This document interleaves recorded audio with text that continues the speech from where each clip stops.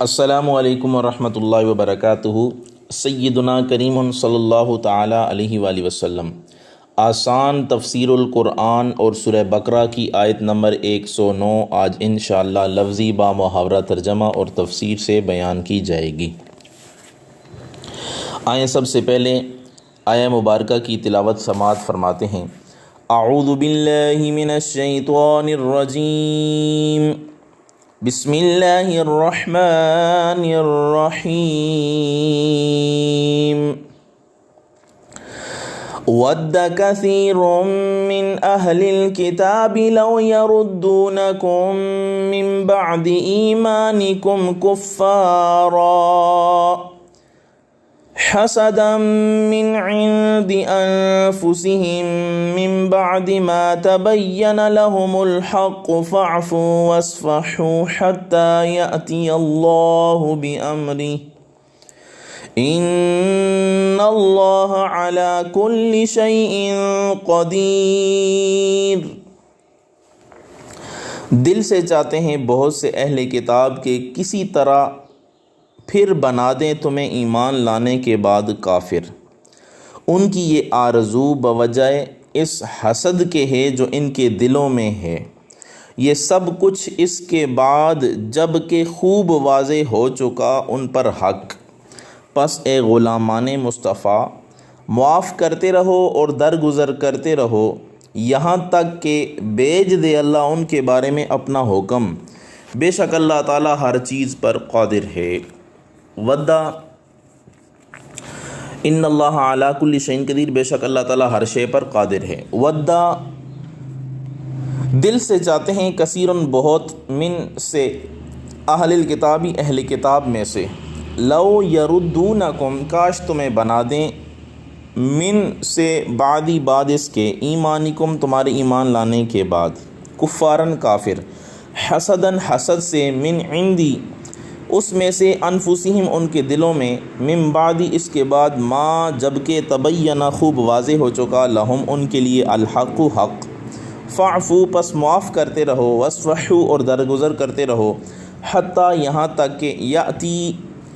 بھیج دے اللہ اللہ بامرہ اپنا حکم، انا بے شک اللہ اللہ علی کل شیء ہر شے پر قدیر قادر ہے۔ یہ تھا اس آیہ مبارکہ کا لفظی اور با محاورہ ترجمہ۔ اب چلتے ہیں اس آیہ مبارکہ کا تعلق پچھلی آیت سے کیا ہے۔ تو یاد رکھیں اس آیت کا تعلق پچھلی آیت سے چند طرح سے ہے۔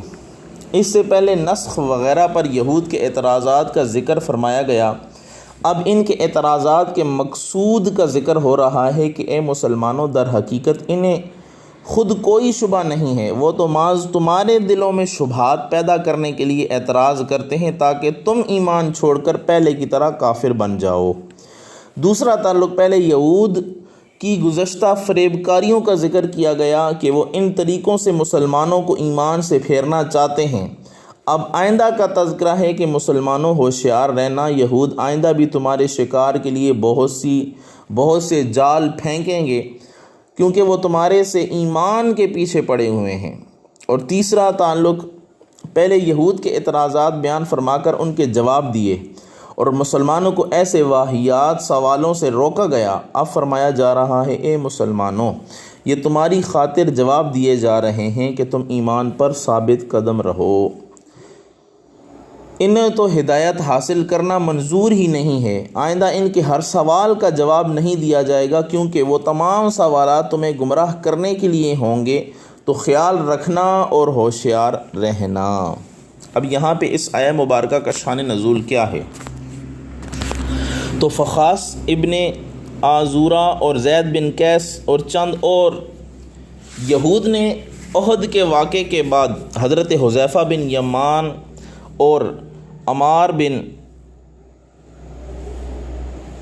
یاسر رضی اللہ تعالی عنہما کو کہا، کیا تم دیکھتے نہیں کہ احد میں تمہیں مصیبت پہنچی؟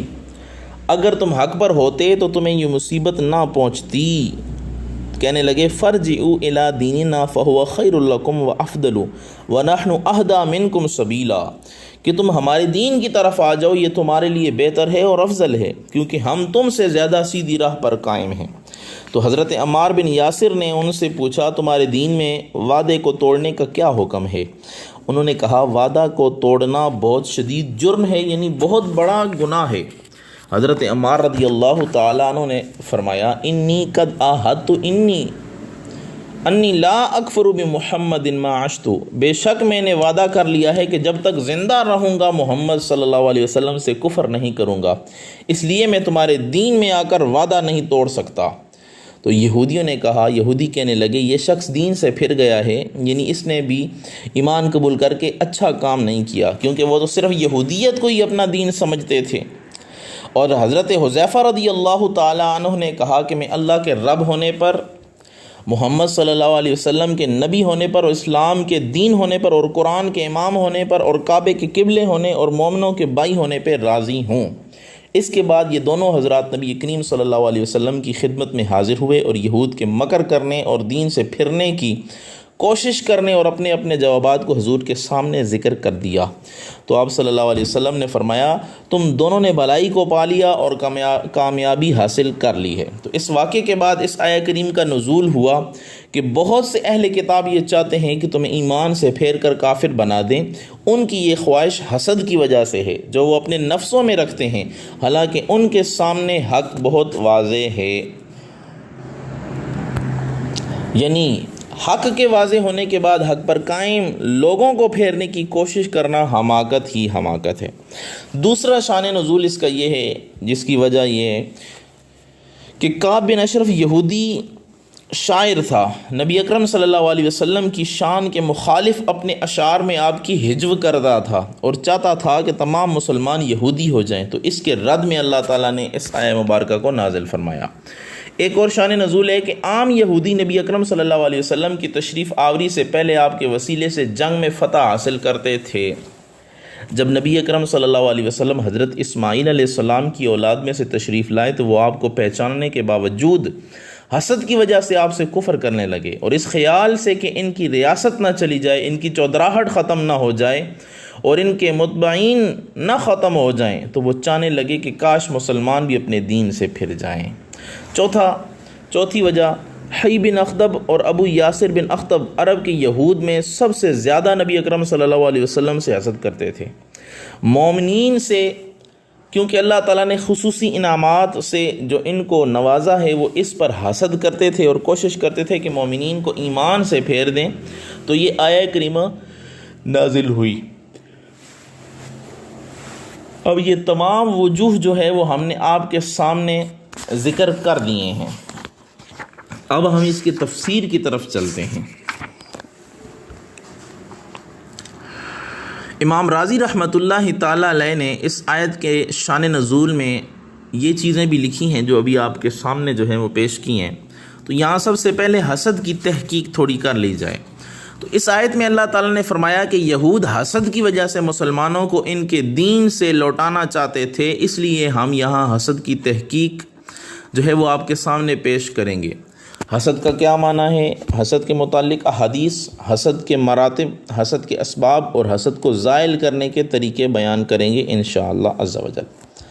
علامہ راغب اصفہانی رحمۃ اللہ تعالیٰ علیہ لکھتے ہیں کہ جس مستحق شخص کے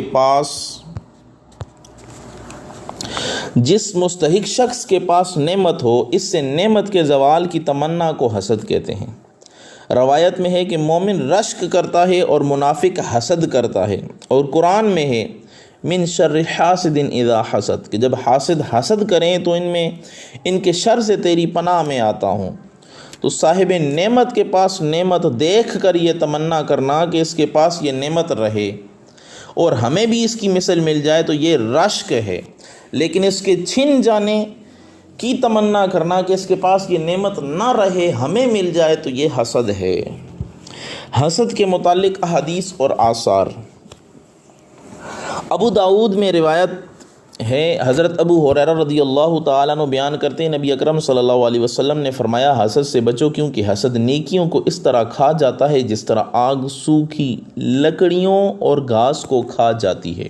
یعنی ایک لمحے کے اندر ان کو نگل جاتی ہے، تو حسد بھی نیکیوں کو ایک لمحے کے اندر یوں نگل جاتی ہے۔ حضرت ابو ہریرہ رضی اللہ تعالیٰ عنہ بیان کرتے ہیں، سنن نسائی شریف کی حدیث ہے کہ کسی بندے کے دل میں احسان اور حسد جمع نہیں ہو سکتے۔ اور اسی طرح طبرانی کی ایک حدیث پاک ہے، حضرت حارثہ بن نعمان بیان کرتے ہیں رسول اکرم صلی اللہ علیہ وسلم نے فرمایا 3 چیزیں میری امت کو لازم ہیں، بدفعلی، حسد اور بدگمانی۔ ایک شخص نے پوچھا یا رسول اللہ جس شخص میں یہ خصلتیں ہوں وہ ان کا کس طرح تدارک کرے؟ آپ نے فرمایا جب تم حسد کرو تو اللہ تعالیٰ سے استغفار کرو، اور جب بدگمانی کرو تو اسے پر جمع نہ رہو، اور جب تم کسی کام کی بدفعلی نکالو تو وہ کام کر گزرو۔ اب یہاں پہ امام بہقی رحمۃ اللہ تعالی علیہ نے بھی ایک روایت بیان کی ہے۔ یاد رکھیں جتنی یہ تفسیر بیان کی جا رہی ہے اس کو تبیان القرآن سے ہم نے لیا ہے۔ تو بشر بن حارث بیان کرتے ہیں رشتہ داروں میں عداوت ہوتی ہے، پڑوسیوں میں حسد ہوتا ہے، اور بھائیوں میں منفعت ہوتی ہے۔ اور احنف بن قیس نے کہا ہے کہ 5 چیزیں ایسی ہیں جس طرح ان کو میں بیان کرتا ہوں حاسد کے لیے کوئی راحت نہیں ہے، اور جھوٹے کی کوئی مروت نہیں ہے، اور حاکم کی وفا نہیں، بخیل کا کوئی ہیلہ نہیں، اور بدخلق کی کوئی سیاست نہیں۔ امام طبرانی رحمۃ اللہ علیہ فرماتے ہیں کہ حضرت زمرہ بن ثعلبہ رضی اللہ تعالیٰ عنہ بیان کرتے ہیں رسول اکرم صلی اللہ علیہ وسلم نے فرمایا جب تک لوگ حسد نہیں کریں گے وہ خیریت سے رہیں گے۔ اسی طرح حضرت عبداللہ بن بصر رضی اللہ تعالیٰ عنہ سے روایت نبی اکرم صلی اللہ علیہ وسلم سے روایت کرتے ہیں حسد کرنے والا، چغلی کرنے والا اور کہانت کرنے والا میرے طریقے پر نہیں ہے، اور نہ میں ان کے طریقے پر ہوں۔ اور اسی طرح حضرت زبیر رضی اللہ تعالیٰ عنہ بیان فرماتے ہیں حضور علیہ الصلوۃ والسلام نے فرمایا پہلی امتوں کی بعض بیماریاں تم میں سرایت کر گئی ہیں، حسد اور بغض مونڈنے والا ہے، اور میں یہ نہیں کہتا کہ وہ بالوں کو مونڈتا ہے لیکن وہ دین کو مونڈتا ہے، یعنی حسد اور بغض جو ہے یہ دین کو یہ سرے سے ختم کر دیتا ہے۔ حضرت انس بن مالک رضی اللہ تعالیٰ عنہ بیان کرتے ہیں ایک دن ہم رسول اللہ صلی اللہ علیہ وسلم کے پاس بیٹھے ہوئے تھے، آپ نے فرمایا ابھی تمہارے پاس اہل جنت میں سے ایک شخص آئے گا۔ پھر ایک شخص آیا جس کی داڑھی سے وضو کا پانی ٹپک رہا تھا اور اس کے بائیں ہاتھ میں اس کی جوتیاں تھیں۔ دوسرے دن پھر نبی اکرم صلی اللہ علیہ وسلم نے یہی فرمایا، پھر وہی شخص آیا۔ تیسرے دن بھی آپ نے یہی فرمایا، پھر وہی شخص آیا۔ حضرت عبداللہ بن عمر بن عاص رضی اللہ تعالیٰ عنہ 3 دن اس شخص کے ساتھ رہے تاکہ اس کا وہ عمل معلوم کریں جس کی وجہ سے آپ نے اس کو 3 بار جنت کی بشارت دی تھی۔ تو حضرت عبداللہ بن عمر بن عاص نے دیکھا کہ وہ شخص رات کے قیام کے لیے نہیں اٹھتا تھا، البتہ اللہ کا نام لے کر سوتا اور صبح اللہ کا نام لے کر اٹھتا۔ تو حضرت عبداللہ نے کہا میں اس کی زبان سے خیر کے سوا کوئی ذکر نہیں سنا۔ جب 3 دن گزر گئے تو میں نے اس سے پوچھا کہ میں رسول اللہ صلی اللہ علیہ وسلم سے 3 مرتبہ تمہارے متعلق جنت کی بشارت سنی ہے اور میں نے تم کو کوئی غیر معمولی نیکی کرتے ہوئے نہیں دیکھا، آخر وہ کیا عمل ہے جس کی وجہ سے رسول اللہ صلی اللہ علیہ وسلم نے یہ بشارت دی ہے؟ اس نے کہا بس وہی عمل ہے جو آپ نے دیکھا ہے۔ جب حضرت عبداللہ جانے لگے تو اس نے آپ کو آواز دی اور کہا وہ عمل میرے دل میں کسی مسلمان کے خلاف کینہ نہیں ہے، اور جس کسی مسلمان کو اللہ نے کوئی نعمت دی ہو اس پر حسد نہیں کرتا۔ تو حضرت عبداللہ نے کہا اسی نیکی کی وجہ سے تم اس مرتبے کو پہنچے ہو۔ تو اس کے پتہ چلا کہ دوسرے مسلمانوں کے متعلق اپنے دل کو صاف رکھنا، کینہ بغض حسد سے پاک و صاف رکھنا اتنی فضیلت والا عمل ہے۔ اور حضرت عبداللہ بن عمر رضی اللہ تعالیٰ عنہ بیان کرتے ہیں کہ آپ سے پوچھا گیا یا رسول اللہ صلی اللہ علیہ وسلم سب سے افضل شخص کون ہے؟ آپ نے فرمایا جو مخموم القلب ہے اور راست گو ہے۔ صحابہ نے کہا راست گو یعنی سچا آدمی تو ہم جانتے ہیں، مخموم القلب کا کیا معنی ہے؟ آپ نے فرمایا جو شخص متقی ہو، صاف دل ہو، اس نے کوئی گناہ اور سرکشی نہ کی ہو، وہ کسی سے کینہ رکھتا ہو اور نہ ہی حسد رکھتا ہو، تو وہ جو ہے وہ سب سے افضل شخص ہے۔ اور حضرت حسن رضی اللہ تعالیٰ عنہ بیان کرتے ہیں رسول اللہ صلی اللہ علیہ وسلم نے فرمایا میری امت کے ابدال زیادہ نمازوں، روزوں اور صدقات کی وجہ سے جنت میں داخل نہیں ہوں گے، لیکن وہ اللہ کی رحمت، نفس کی سخاوت، حسد اور بغض سے سینے صاف رکھنے کی وجہ سے جنت میں داخل ہوں گے۔ اب حسد کے مراتب جو ہے وہ آپ کے سامنے ذکر کر دیتے ہیں۔ حسد کے 4 مراتب ہیں کسی شخص میں کوئی نعمت دے کر انسان یہ چاہے کہ خواہ وہ اس کو وہ نعمت نہ ملے لیکن اس شخص سے زائل ہو جائے، یہ انتہائی حسد ہے، انتہائی حسد کا انتہائی اعلیٰ درجہ ہے، بہت سخت گناہ ہے۔ دوسرے شخص سے وہ نعمت زائل ہو جائے اور اس کو مل جائے، یہ بھی حسد گناہ ہے۔ وہ بعینی ہی اس نعمت کی خواہش نہ کرے بلکہ یہ چاہے کہ اس کو بھی اس جیسی نعمت مل جائے، اور اگر اس کو ایسی نعمت نہ ملے تو دوسرے شخص سے وہ نعمت زائل ہو جائے تاکہ دونوں میں فرق نہ رہے، یہ بھی حسد گناہ والا ہے۔ چوتھا مرتبہ اس کو اس جیسی نعمت مل جائے لیکن اگر اس کو نہ ملے تو دوسرے شخص سے زائل نہ ہو۔ دنیاوی نعمتوں میں اس قسم کی خواہش مباح اور اخروی نعمتوں میں یہ خواہش جو ہے یہ مستحسن ہے اور یہ گناہ نہیں ہے اس طرح کا حسد کرنا۔ اب اللہ تعالیٰ نے قرآن کریم میں کسی شخص میں دنیاوی نعمت دے کر اس کی تمنا کرنے سے اللہ تعالیٰ نے منع فرمایا ہے، وَلَا تَتَمَنَّوْا مَا فَضَّلَ اللَّهُ بِهِ بَعْضَكُمْ عَلَىٰ بَعْضٍ، سورہ نساء آیت نمبر 32۔ اور اس کی تمنا نہ کرو جس کے ساتھ اللہ نے تم میں سے بعض کو بعض پر فضیلت دی ہے۔ اور کسی شخص میں اخروی نعمت یعنی کثرت عبادت اور تقوی یا علم وغیرہ دے کر اس کو طلب کرنے کی اللہ تعالیٰ نے ہدایت دی ہے۔ وَفِي ذَلِكَ فَلْيَتَنَافَسِ الْمُتَنَافِسُونَ، اور رغبت کرنے والوں کو اسی نیک لوگوں میں رغبت کرنی چاہیے۔ امام بخاری رحمۃ اللہ تعالیٰ نے روایت بیان کی ہے، حضرت ابو ہریرہ بیان فرماتے ہیں رسول اللہ صلی اللہ علیہ وسلم نے فرمایا صرف 2 شخصوں پر حسد کرنا جائز ہے۔ ایک اس شخص پر جس کو اللہ تعالیٰ نے قرآن عطا فرمایا اور وہ دن رات قرآن مجید کی تلاوت کرتا ہو، سو وہ آدمی یہ تمنا کرے کہ کاش مجھے بھی قرآن دیا جاتا تو میں بھی اس طرح دن رات قرآن مجید کی تلاوت کرتا۔ دوسرے اس شخص پر جس کو اللہ تعالیٰ نے مال عطا فرمایا ہو اور وہ شخص حق کے راستے میں اس مال کو خرچ کرتا ہو، سو آدمی یہ تمنا کرے کہ کاش مجھے بھی مال دیا جاتا، میں بھی اس کی طرح جو ہے وہ مال خرچ کرتا۔ تو یہ 2 باتوں میں حسد کرنا جائز ہے۔ اب حسد کے اسباب کیا ہیں؟ عداوت اور بغض حسد کا سبب ہے۔ جب انسان کسی سے عداوت رکھتا ہے تو اس کو ذلیل کرنا چاہتا ہے، اگر وہ اس کو ذلیل نہ کر سکے تو یہ چاہتا ہے کہ اس کے پاس جو نعمتیں ہیں وہ اس سے زائل ہو جائیں۔ نمبر 2، تکبر بھی حسد کا سبب ہے۔ ایک انسان اپنے معاصروں پر فوقیت حاصل کرنا چاہتا ہے اور اس کو فوقیت ملنے کے بجائے اس کے کسی معاصر جو اس کے برابر ہے اس کو عزت اور بڑائی مل جاتی ہے تو وہ یہ چاہتا ہے کہ اس کو وہ عزت نہ ملے اور اس کے معاصر سے بھی وہ عزت جو ہے وہ زائل ہو جائے تاکہ اگر اس کو فوقیت نہ ملی تو اس کے معاصر کو بھی نہ ملے، تو یہ بھی جو ہے وہ گناہ ہے۔ نمبر 3، لوگ کسی شخص کو کم درجے کا خیال کرتے ہیں اور اچانک اس کو کوئی منصب مل جائے تو وہ اس سے حسد کرتے ہیں اور چاہتے ہیں کہ اس سے یہ منصب زائل ہو جائے۔ مکہ کے سرداروں نے ایمان نہ لانے کا یہی سبب بیان کیا تھا یا یہی سبب بیان کیا جاتا ہے۔ وہ کہتے تھے کہ ایک یتیم شخص ہم سے کیسے بڑھ گیا ہے، ہم اس کے آگے اپنا سر کیسے جھکائیں۔ اللہ نے ان کے قول کو نقل کر کے فرمایا، وَقَالُوا لَوْلَا نُزِلَ هَذَا الْقُرْآنُ عَلَىٰ رَجُلٍ مِّنَ الْقَرْيَتَيْنِ عَظِيمٍ، انہوں نے کہا یہ قرآن ان 2 شہروں یعنی مکہ اور طائف کے کسی بڑے آدمی پر کیوں نہیں اتارا۔ نمبر 4، جب کئی شخص کسی ایک مقصد کو حاصل کرنے کی کوشش کر رہے ہوں اور ان میں سے کوئی ایک کامیاب ہو جائے تو باقی لوگ اس سے حسد کرنے لگتے ہیں۔ نمبر 5، اپنا تفرد اور تسلط چاہنا بھی حسد کا سبب ہے۔ مثلا کوئی شخص کسی فن میں کمال حاصل کر کے یگانہ روزگار ہو، پھر اس کو معلوم ہو کہ کوئی اور شخص بھی اس طرح کمال حاصل جو ہے وہ کر چکا ہے تو وہ چاہتا ہے کہ اس کا کمال زائل ہو جائے تاکہ اس کا تسلط اور تفرد جو ہے وہ برقرار رہے۔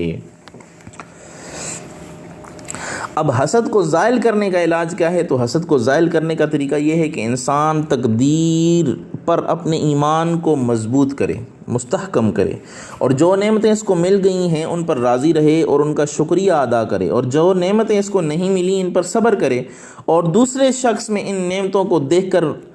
ملامت نہ کرے اور ان نقصانوں پر غور کرے جو اس کو حسد کی صورت میں پیش آئیں گے۔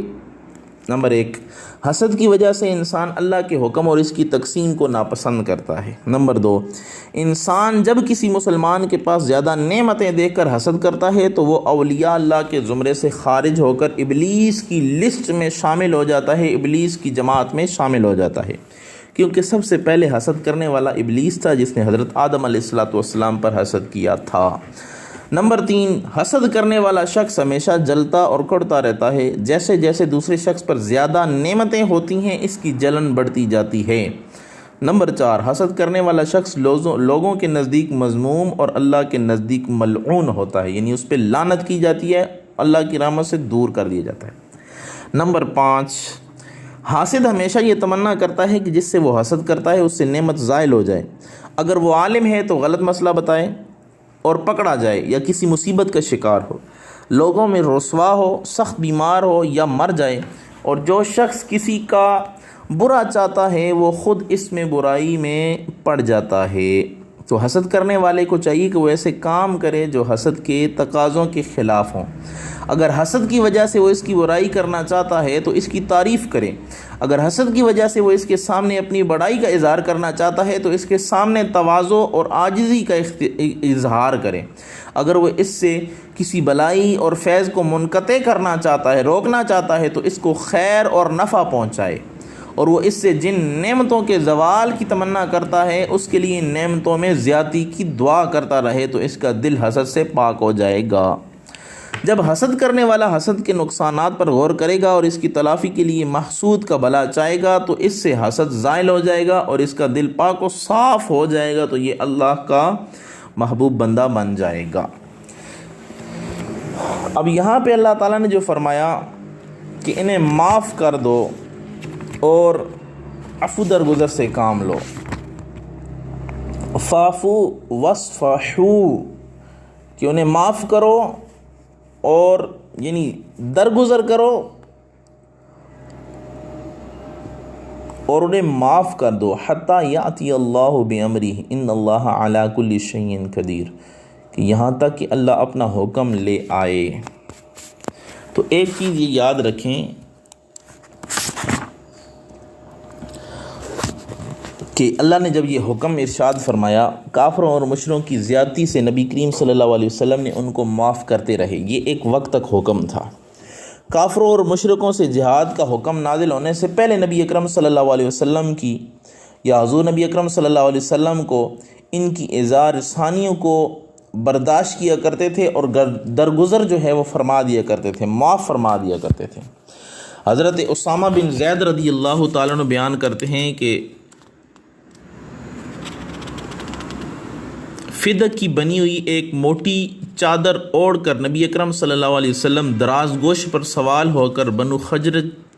خزرج کے امیر حضرت سعد بن عبادہ کی عیادت کے لیے جا رہے تھے، اور حضرت اسامہ رضی اللہ تعالیٰ عنہ آپ کے پیچھے بیٹھے ہوئے تھے۔ تو یہ جنگ بدر سے پہلے کا واقعہ ہے، اور آپ ایک مجلس کے پاس سے گزرے جس میں عبداللہ بن ابی ابن سلول منافق جو ہے وہ بیٹھا ہوا تھا، یہ اس وقت اسلام نہیں لایا تھا۔ تو اس مجلس میں مسلمانوں، مشرکوں، بت پرستوں اور یہودیوں کے بہت سے لوگ تھے، اور مسلمانوں میں حضرت عبداللہ بن رواحہ بھی تھے۔ جب اس مجلس کو آپ کی سواری کے گرد و غبار نے ڈانپ لیا تو عبداللہ بن ابی سلول نے اپنی ناک پر چادر رکھ لی، پھر کہا ہم پر گرد نہ ڈالو۔ تو رسول اللہ صلی اللہ علیہ وسلم نے وہاں سلام کر کے توقف کیا اور ان کو اللہ کی عبادت کی دعوت دی اور ان پر قرآن پڑھا۔ تو عبداللہ بن ابی بن سلول نے کہا کہ اے شخص، اس کلام سے اچھی کوئی چیز نہیں ہے،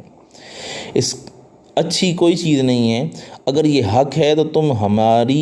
تم ہمیں ہماری مجلس میں ایذا نہ دو اور اپنی سواری پر واپس چلے جاؤ،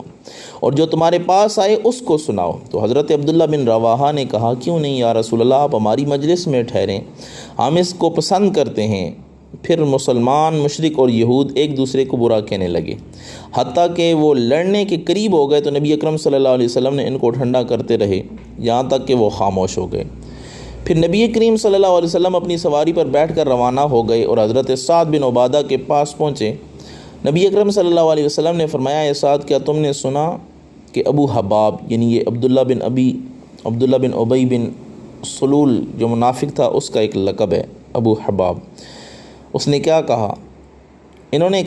یہ کہا تو حضرت سعد بن عبادہ نے کہا یا رسول اللہ اس کو معاف کر دیجئے، اس سے درگزر کیجئے، اس ذات کی قسم جس نے آپ پر کتاب نازل کی ہے، بے شک اللہ نے آپ پر جو کتاب نازل کی ہے وہ حق ہے۔ اس شہر کے لوگوں نے اس پر اتفاق کر لیا تھا کہ وہ عبداللہ بن ابی منافق کو جو ہے وہ سرداری کا تاج پہنائیں گے، اور جب اللہ تعالیٰ نے آپ کو حق دے کر بھیجا اور وہ اس کو یہ موقع نہیں دیا تو وہ غضبناک ہو گیا، اسی وجہ سے اس نے وہ سب کیا جو اس نے کیا اور آپ نے دیکھا۔ پھر رسول اللہ صلی اللہ علیہ وسلم نے اس کو معاف کر دیا، اور نبی اکرم صلی اللہ علیہ وسلم اور آپ کے اصحاب اللہ کے حکم کے بموجب اہل کتاب اور یہودیوں کو معاف کر دیتے تھے، اور ان کو ایذا پر یا ان کی ایذا پر جو ہے وہ صبر کرتے تھے۔ لیکن جب اللہ تعالیٰ کا ارشاد اترا لَتُبْلَوُنَّ فِي أَمْوَالِكُمْ وَأَنفُسِكُمْ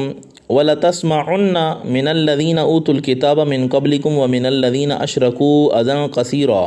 وَإِن تَصْبِرُوا وَتَتَّقُوا فَإِنَّ ذَلِكَ مِنْ عَزْمِ الْأُمُورِ، بے شک تمہارے مال جان میں ضرور تمہاری آزمائش ہوگی، اہل کتاب اور مشرکین سے تم ضرور بہت سی دل آزار باتیں سنو گے، اگر تم صبر کرو اور تقوی اختیار کرو تو بے شک یہ تمہارے لیے بڑی ہمت کا کام ہے۔ یہ آل عمران کی آیت نمبر 186 ہے۔ یہاں تک کہ اللہ اپنا کوئی اور حکم صادر فرما دے۔ اب یہاں پہ یہ جو آیا ہے حتیٰ یأتی اللہ بامری، یہاں تک کہ اللہ تعالیٰ اپنا کوئی حکم ارشاد فرما دے اس وقت تک آپ صبر کریں اور معاف کرتے رہیں، فاعفوا واصفحوا حتیٰ یأتی اللہ بامری۔ تو اللہ تعالیٰ نے یہود کے حسد اور ان کی ریشہ دوانیوں پر اور اس طرح مشرکین کی اظہار رسانیوں پر نبی اکرم صلی اللہ علیہ وسلم کو معاف کرنے اور درگزر کرنے کا حکم دیا، اور یہ حکم دائمی نہیں تھا بلکہ ایک وقت مقرر تک کے لیے تھا، کیونکہ اللہ تعالیٰ نے فرمایا حتیٰ کہ اللہ اپنا کوئی اور حکم صادر فرما دے۔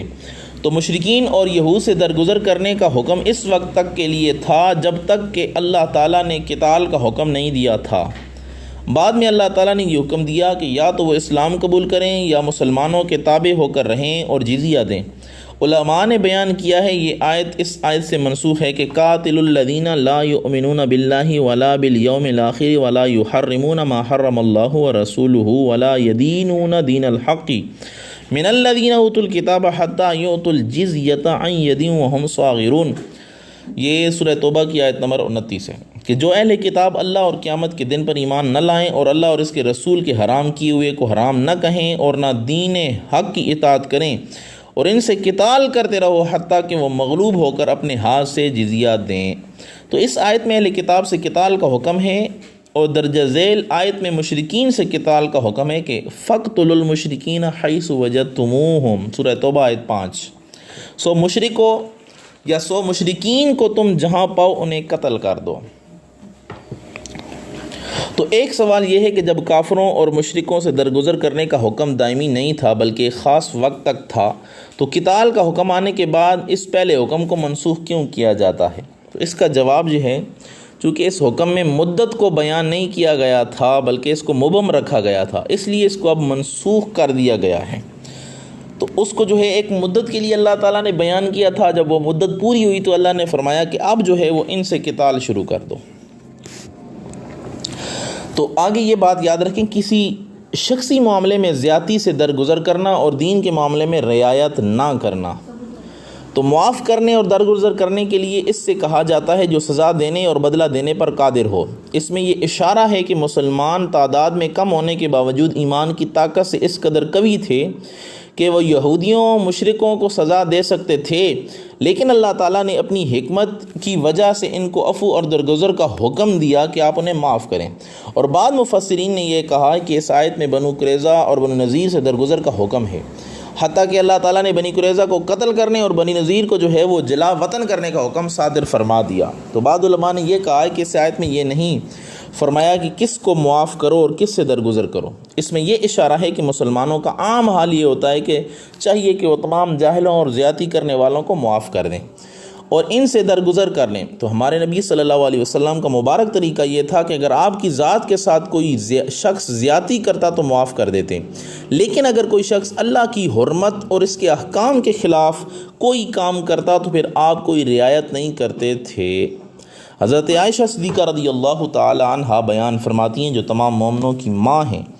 نبی اکرم صلی اللہ علیہ وسلم شرم و حیا کے منافی بات نہ کرتے تھے اور نہ بازاروں میں زور سے بولتے تھے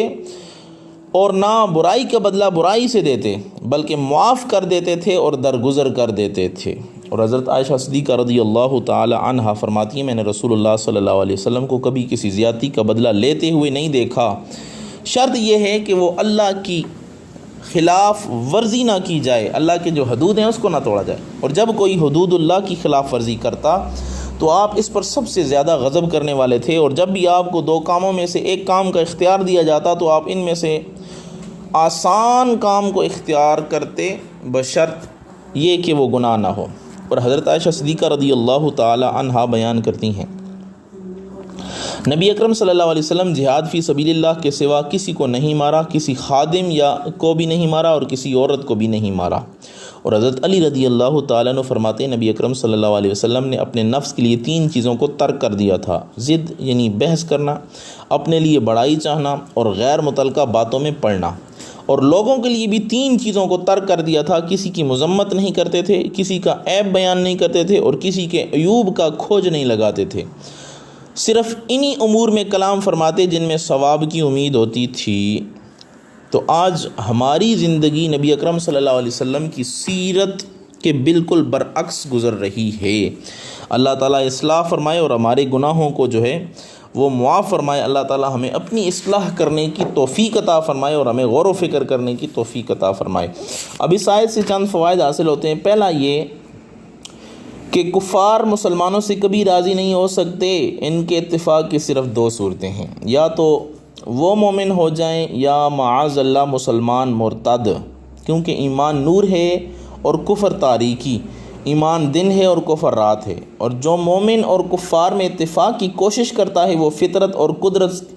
سے مقابلہ کرتا ہے، اسے کبھی کامیابی حاصل نہ ہوگی، اس کا بارہا تجربہ ہو چکا ہے۔ تو مسلمانوں رواداری کا گیت نہ گاؤ، بلکہ اپنے میں خودداری اور غیرت پیدا کرو اور کفار کے ساتھ دوستیاں نہ لگاؤ۔ دوسرا فائدہ یہ ہے کہ حسد بہت بڑا عیب ہے، جس کی وجہ سے حاسد خود اس میں جل کر راکھ ہو جاتا ہے۔ محسود یعنی جس کے ساتھ حسد کر رہا ہے اس کا کوئی نقصان نہیں ہوتا۔ اللہ سے دعا ہے اللہ تعالی ہمیں حسد سے محفوظ رہنے کی توفیق عطا فرمائے۔ 109 آیات اس کی تفسیر جو ہے آج مکمل ہو چکی ہے بحمدہ تعالی۔ السلام علیکم ورحمۃ اللہ وبرکاتہ۔